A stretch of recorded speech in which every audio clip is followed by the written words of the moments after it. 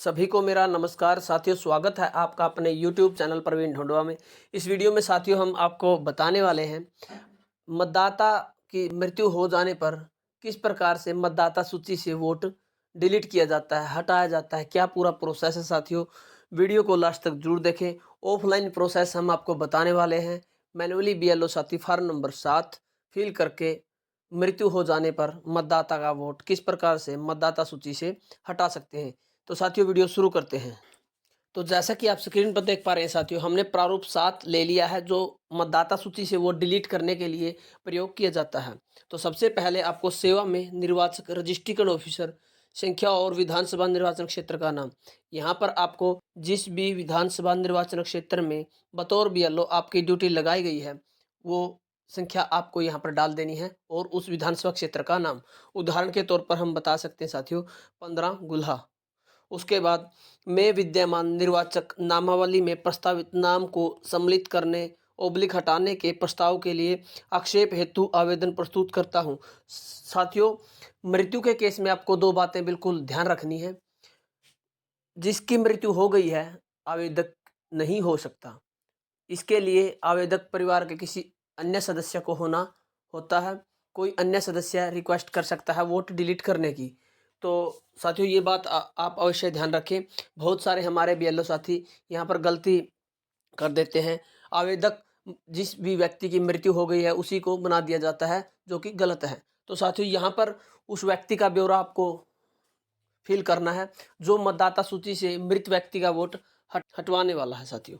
तो साथियों इसके बाद आवेदक का नाम, यहाँ पर हम दो नाम यूज कर रहे हैं उदाहरण के तौर पर। वास्तविकता से इनका कोई लेना देना नहीं है। जिस भी व्यक्ति की मृत्यु हो गई है उसका नाम रामचंद्र रखा गया है और जो वोट डिलीट करवाने वाला है परिवार का कोई सदस्य है, उसका कोई नातेदार है, उसका नाम हम इसमें श्री राजेश रखने वाले हैं। तो साथियों यहाँ पर आवेदक के रूप में श्री राजेश जियों का नाम हमें फिल कर देना है। उसके बाद एपिक संख्या, यहाँ पर आवेदक का जो एपिक नंबर होता है वो आपको फिल कर देना है। उसके बाद समय का मोबाइल संख्या, यहाँ पर आवेदक का जो मोबाइल नंबर आपको पहले कॉलम में फिल कर देना है। यदि नहीं है तो उसी के नीचे नातेदार का मोबाइल संख्या, यहाँ पर आपको नातेदार का जो मोबाइल नंबर है वो फिल कर देना है। उसके बाद साथियों पॉइंट नंबर 2 आ जाता है फॉर्म नंबर 7 का। आवेदन आक्षेप का विकल्प समुचित विकल्प पर सही का निशान लगाएं कोई एक। ये 3 टाइप से हम फार्म को डिलीट कर सकते हैं साथियों। क्या क्या पूरा प्रोसेस है एक बार हम आपको तीनों के बारे में बता देते हैं। पहला साथियों, में वर्तमान नामावली में पहले से सम्मिलित नीचे उल्लेखित व्यक्ति के नाम को निम्नलिखित कारणों में से किसी एक कारण से हटाने का अनुरोध करता हूं। तो साथियों पहला ऑप्शन रिक्वेस्ट की जा रही है मतदाता सूची से वोट डिलीट करने की, ये ऑप्शन आपको बता दिया मैंने। दूसरा ऑप्शन बताते हैं साथियों, में निम्नलिखित कारणों में से किसी एक कारण से वर्तमान नामावली में नीचे उल्लेखित व्यक्ति के नाम का सम्मिलित करने पर प्रस्ताव पर आक्षेप करता हूं। यानी किसी भी व्यक्ति की वोट बनने से पहले ही ऑब्जेक्शन कर देना, वो ऑप्शन आप यहाँ पर सेलेक्ट कर सकते हैं। उस कारण से आप इस ऑप्शन को सिलेक्ट कर सकते हैं। उसके बाद साथियों तीसरा ऑप्शन आ जाता है, मैं निम्नलिखित कारणों में से किसी एक कारण से निर्वाचक नामावली से अपने नाम को हटाने का अनुरोध करता हूं। तो साथियों ये तीसरा ऑप्शन मृत्यु के केस में बिल्कुल भी टिक नहीं करना है, क्योंकि यहाँ पर आवेदक स्वयं कह रहा है कि मेरा वोट मतदाता सूची से हटा दिया जाए। सेल्फ डिलीशन रिक्वेस्ट यहाँ पर डाली जा रही है। लेकिन आप सभी को पता है मृत्यु हो जाने पर आवेदक मृत व्यक्ति नहीं हो सकता, तो वो अपने वोट कटवाने की स्वयं रिक्वेस्ट नहीं कर सकता। तो ये ऑप्शन भी यहाँ पर नहीं आएगा। तो इसमें जो पहला ऑप्शन है साथियों, मैं वर्तमान नामावली में से पहले सम्मिलित नीचे उल्लेखित व्यक्ति के नाम को निम्नलिखित कारणों में से किसी एक कारण से हटाने का अनुरोध करता हूँ।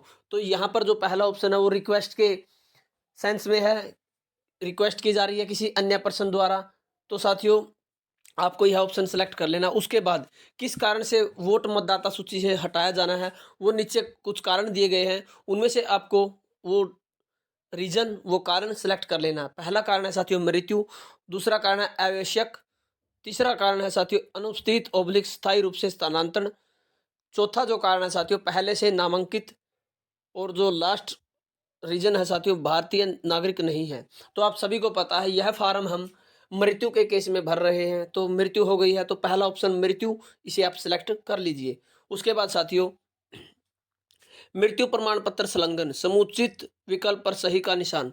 आप सभी को बता दें साथियों, मृत्यु के केस में आपको मृत व्यक्ति का वोट यदि मतदाता सूची से हटाना है तो उसका डेथ सर्टिफिकेट आपको मृत्यु प्रमाण पत्र फॉर्म के साथ संलग्न करना है और हाँ या नहीं के ऑप्शन पर आपको सेलेक्ट कर देना है।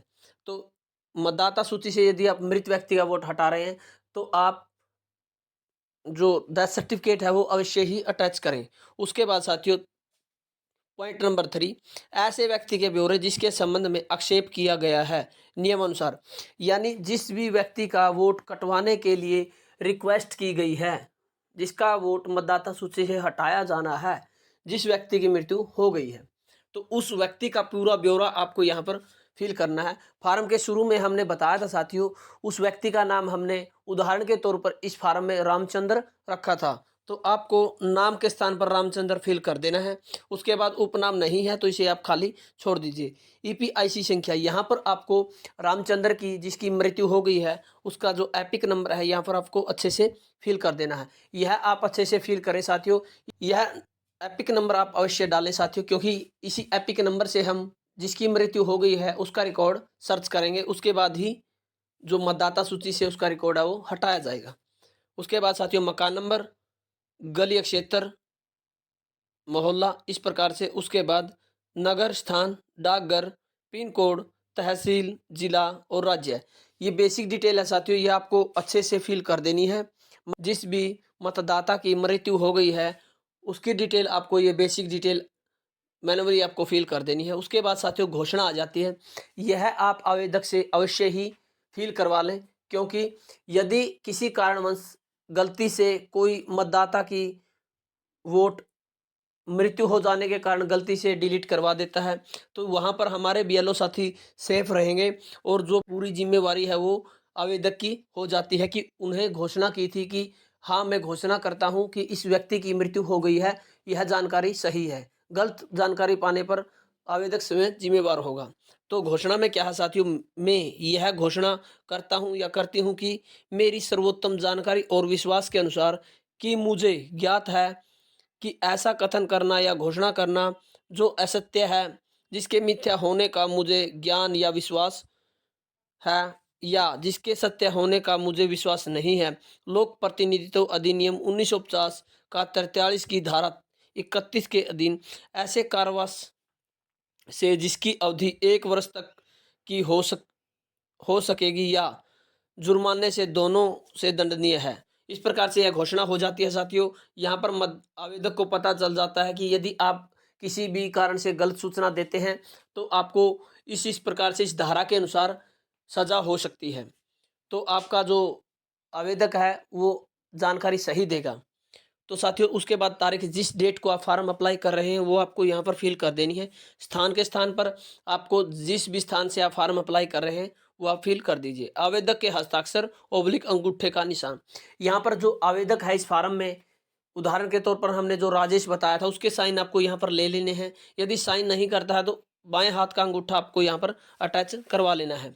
उसके बाद साथियों, टिप्पणी, फार्म नंबर 7 में रसीद आ जाती है। यह रसीद आपको आवेदक को अवश्य ही दे देनी है, क्योंकि यही प्रूफ है साथियों कि उन्होंने आपके पास किस डेट को और किस व्यक्ति का फार्म अप्लाई करवाया था, और सबूत के तौर पर वो अपने पास रख सकते हैं।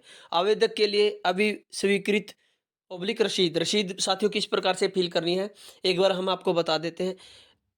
अभी स्वीकृत संख्या, यहाँ पर आपको अपने हलके का नाम, उसके बाद ओब्लिक भाग संख्या, ओब्लिक क्रम संख्या और अनुभाग अवश्य ही डाल दें, और तारीख आपको यहाँ पर फिल कर देनी है किस तारीख को आपने फार्म अप्लाई किया है। उसके बाद श्री, श्रीमती, सुश्री, यहाँ पर आपको जिस भी व्यक्ति की मृत्यु हो गई है वो नाम आपको यहाँ पर फिल कर देना है जिसका वोट मतदाता सूची से हटाया जाना है। उसके बाद साथियों, बीएलओ का नाम, हस्ताक्षर, यहाँ इस स्थान पर आपको बीएलओ साथी को अपने साइन कर देने हैं। उसके बाद अपना जो हल्का है वो भी आप अच्छे से फिल कर दें। उसके बाद इस स्लिप को आप आवेदक को काट कर दे दें। इस प्रकार से जो फार्म 7 का मृत्यु हो जाने के कारण आप मतदाता सूची से वोट हटाते हैं। पूरा प्रोसेस हमने स्टेप टू स्टेप बता दिया है साथियों। यदि फिर भी हमसे कोई स्टेप छूट गया है तो प्लीज़ आप कमेंट में ज़रूर बताएं। नेक्स्ट वीडियो में हम उस पॉइंट का जिक्र ज़रूर करेंगे। और साथियों,